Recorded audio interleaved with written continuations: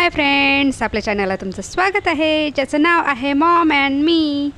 तर आज मी एकदम मस्त खमंग खुसखुशीत अशी उपवासाची रेसिपी तुमच्यासाठी घेऊन आलेली आहे. जर तुम्ही साबुदाणे भिजायला विसरले तर ही रेसिपी अगदी पटकन तुम्ही करू शकता आणि खाण्यासाठी इतकी टेस्टी आहे की बस. तर चला मग आपण सुरू करूया रेसिपीला. तर सगळ्यात आधी मी 1 वाटी साबुदाणे घेतलेले आहेत.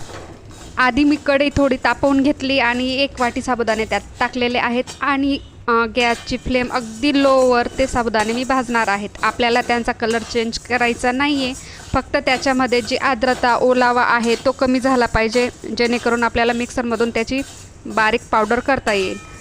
तर अशा पद्धतीने ते लो फ्लेमवर थोडे करून घ्यायचे आहेत आणि त्यांचा कलरही चेंज करायचा नाही आहे. हे बघा, अशा पद्धतीने करून घ्यायचे मस्तपैकी.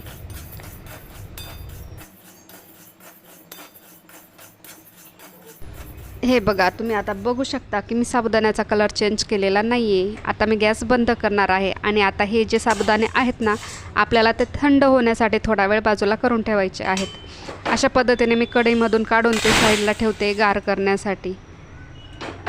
तर हे साबुदाणे गार झाल्याशिवाय आपल्याला मिक्सरमधून काढायचे नाहीत. आता साबुदाणे झालेले आहेत गार. आता मी हे काढणार आहे मिक्सरमधून. यांची बारीक पावडर करायची आहे आपल्याला. तर अशा पद्धतीने आपली पावडर तयार झालेली आहे साबुदाण्याची. तर ही अगदीच बारीक होते अशी नाही, काही थोडी जाडही असते रव्यासारखी. तर मी इथे आता 3 बटाटे घेतलेले आहेत. लहान साईज असल्यामुळे मी 3 बटाटे घेतले. तुमचे जर साईज मोठे असेल तर तुम्ही 2 बटाटे घेतले तरी चालेल. तर यांना आता मी थोडंसं बारीक करून घेणार आहे. तुम्ही हातानेही करू शकतात किंवा अशा पद्धतीने किसणीने जरी बारीक केलं तरी चालेल. तर फक्त एवढं आहे की पूर्ण आपले बटाटे जे आहेत ते बारीक झाले पाहिजे अशा पद्धतीने. तर आपले बटाटे अगदी पूर्ण बारीक झाले की आपण ज्या वाटीने साबुदाणे मोजले होते तीच वाटी घ्यायची आणि त्याच वाटीमध्ये आपल्याला आता तो बटाट्याचा जो आपण पूर्ण किस करून घेतलेला आहे, जे बारीक बटाटे केलेले आहेत, तर ते त्या वाटीमध्ये टाकायचे आहे. जेवढा आपण साबुदाणा घेतला आहे 1 वाटी, तेवढेच 1 वाटी आपल्याला हे बटाटे घ्यायचे आहेत अशा पद्धतीने. आणि ते साबुदाण्याच्या पावडरमध्ये करायचे आहेत आपल्याला मिक्स. तर याचं प्रमाण अगदी लक्षात ठेवा. यात जर एकही प्रमाण थोडं कमी जास्त झालं ना, तरी पण आपल्या रेसिपी थोडीशी चेंज होऊ शकते. आपल्याला बनवताना प्रॉब्लेम येऊ शकतात. त्याच्यामुळे प्रमाण अगदी परफेक्ट सेम टू सेमच पाहिजे. आणि त्याच्यानंतर त्या पावडरमध्ये टाकलेले आहेत मी आता बटाटे आणि त्याच्यानंतर टाकलेले आहे हिरवी बारीक मिरची आणि लाल मिरची. तर यात जर कोणती गोष्ट तुम्हाला उपवासात आवडत नसेल तर किंवा तुम्ही उपवासाला खात नसाल तर ती तुम्ही स्किप करू शकतात. त्याच्यानंतर टाकलेले आहे मी कोथिंबीर आणि मीठ. तर तुम्ही जर उपवासाला दुसरं मीठ वापरत असाल तर ते तुम्ही यूज करू शकतात. तर अशा पद्धतीने आपल्याला जे पाहिजे जिरं वगैरे ते आपण त्यात टाकू शकतो. तुम्हाला जे उपवासाला तुम्ही वापरत असाल तर ते पदार्थ तुम्ही टाकू शकतात. आणि आता आपल्याला हे सगळं करायचं एकजीव. अजून आपल्याला यात पाणी टाकायचं नाही आहे. जोपर्यंत आपला बटाटा आणि साबुदाण्याचं पीठ जे आहे ते एकत्र मिक्स होत नाही तोपर्यंत आपण त्याला पाणी वापरायचं नाही, कारण बटाट्याला ऑलरेडी ओलसरपणा असतो, त्याच्यामुळे त्याच्यामध्ये साबुदाण्याची पावडर अगदी मिक्स होतच असते. आणि त्याच्यानंतर मग आपल्याला 1 वाटी, ज्या वाटीने आपण साबुदाणे आणि बटाटे मोजलेले आहेत ती तेवढी वाटी फुल भरून पाणी घेऊन घ्यायचं आहे. पण आपल्याला ते जे पाणी आहे ना, जेवढं लागणार आहे त्या पद्धतीने हळूहळू टाकायचं, एकदम टाकायचं नाही.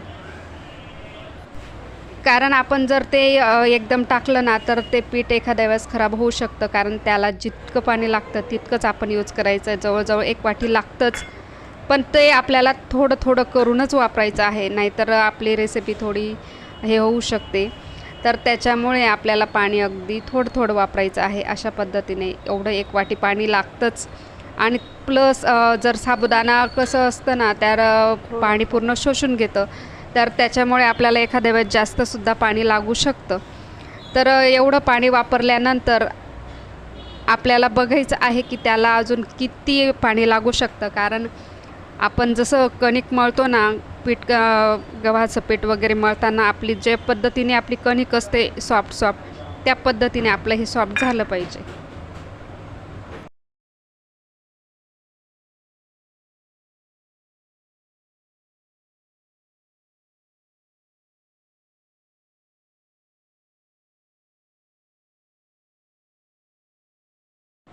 तर आता मी जी वाटी पाणी फुल भरून घेतलेलं होतं तर ते पाणी संपलेलं आहे, तरी पण मला ज्या पद्धतीने ते पीठ पाहिजे त्या पद्धतीने ते नाही आहे. त्याच्यामुळे मी त्याच्यामध्ये अजून थोडंसं दुसरं पाणी ॲड करते आणि त्याला अजून सॉफ्ट करते.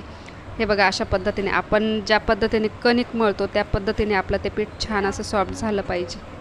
तर मी थोडं वरून अजून पाणी वापरल्यानंतर आता मला जसं पाहिजे तसं ते पीठ झालेलं आहे. आता त्याला मी छान 10 मिनिट असं झाकून ठेवणार आहे आणि ते 10 मिनिट होईस्तोपर्यंत आपण करून घेऊया एक छान चटणी, जी उपवासासाठी वापरली जाते. तर मी इथे घेतली आहे हिरवी मिरची आणि नंतर घेतलेली आहे लाल मिरचीसुद्धा. तुम्ही जर उपवासाला लाल मिरची वापरत नसाल तर तुम्ही स्किप करू शकता. त्याच्यानंतर घेतलेली आहे कोथिंबीर. तुम्ही जर कोथिंबीर पण वापरत नसाल तरी ती स्किप करू शकता. त्याच्यानंतर घेतलेला आहे दाण्याचा कूट आणि त्याच्यानंतर टाकलेलं आहे मीठ. तुम्ही उपवासाला जे मीठ वापरता ते यूज करू शकता. आणि त्याच्यानंतर करूया चटणी.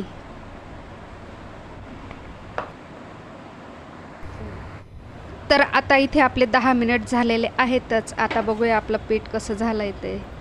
हो, तर आता साबुदाण्याने आपलं पूर्ण पाणी शोषलेलं आहे. आपण ज्या पद्धतीने त्याला केलं होतं त्यापेक्षा पण ते रफ झालेलं आहे. त्याच्यामुळे आपल्याला आता परत थोडं पाणी वापरावं लागणार आहे.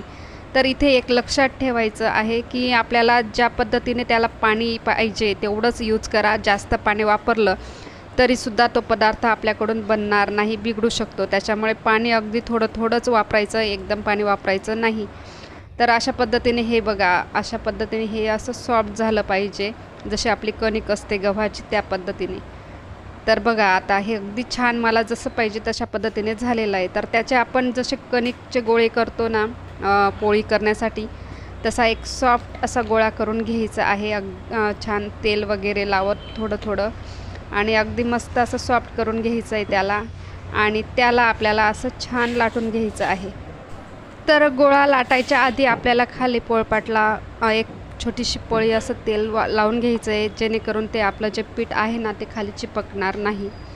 आणि लाटण्यालाही तेल लावून घ्यायचं आहे की ते लाटण्याला पण चिपकणार नाही. आणि अशा पद्धतीने आपल्याला हा गोळा लाटून घ्यायचा आहे.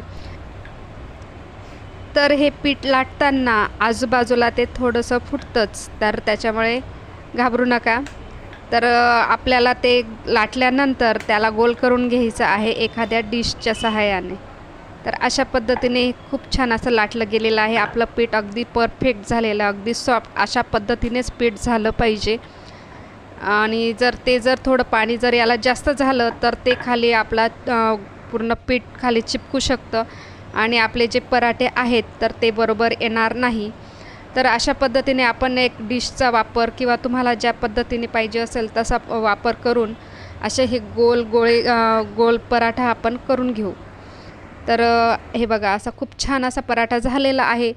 तर सगळ्यात आधी मी तवा तापवून घेतलेला आहे आणि फास्ट फ्लेमवरच तापवला आहे तवा आणि त्याच्यावर टाकलेलं आहे तेल.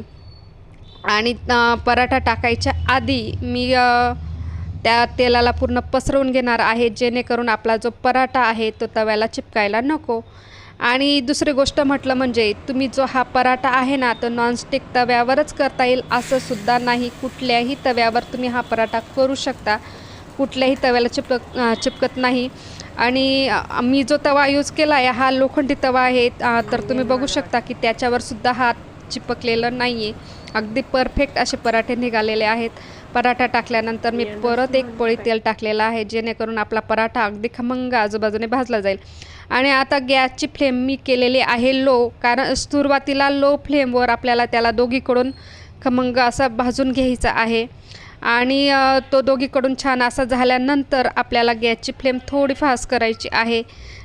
कारण फास्ट याच्यासाठी की तो थोडा जर कडक झाला, त्याला थोडे असे डाग लागले का चॉकलेटी कलर झाला त्याचा की ते अगदी खायला खमंग असे लागतात त्याच्यासाठी. तर अशा पद्धतीने दोघीकडून आपल्याला लो फ्लेमवर हा पराठा भाजून घ्यायचा आहे. खूप छान असा खमंग टेस्टी असा पराठा तयार होतो आपला हा.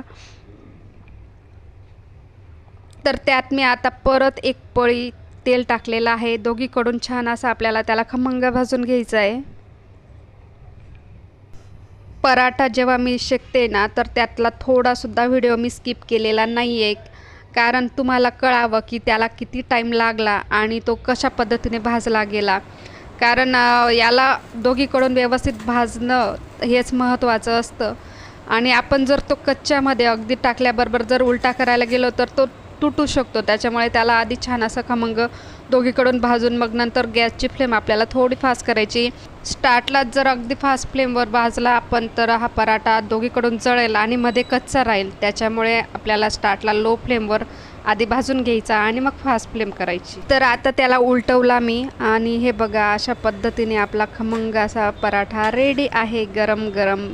आणि हा पराठा खाण्यासाठी इतका टेस्टी लागतो ना की तुम्ही उंगलिया चाटते रह जाओगे. आणि दुसरी गोष्ट म्हणजे अगदी उपवासाच्या दिवशी आपल्याला भूक लागलेली असते की काहीतरी खावं असं वाटत असतं आणि तेच साबुदाणे काय खावे. त्याच्यामुळे आपण असं काहीतरी वेगळं साबुदाण्याचाच पदार्थ असा करून खाल्ला तर अगदी पोटही भरतं. विशेष म्हणजे याच्याने अगदी साबुदाण्यापेक्षाही अगदी छान असं पोटही भरतं आणि खाण्यालाही अगदी खमंग असं लागतं. खूप सुंदर असा हा पराठा आहे. तर उपवासामध्ये नक्की करून बघा. आणि हे पराठे करायला अगदी सोपे आहेत. फक्त त्याचं पाण्याचं प्रमाण अगदी परफेक्ट झालं की अगदी हा पराठा सुपर होतो.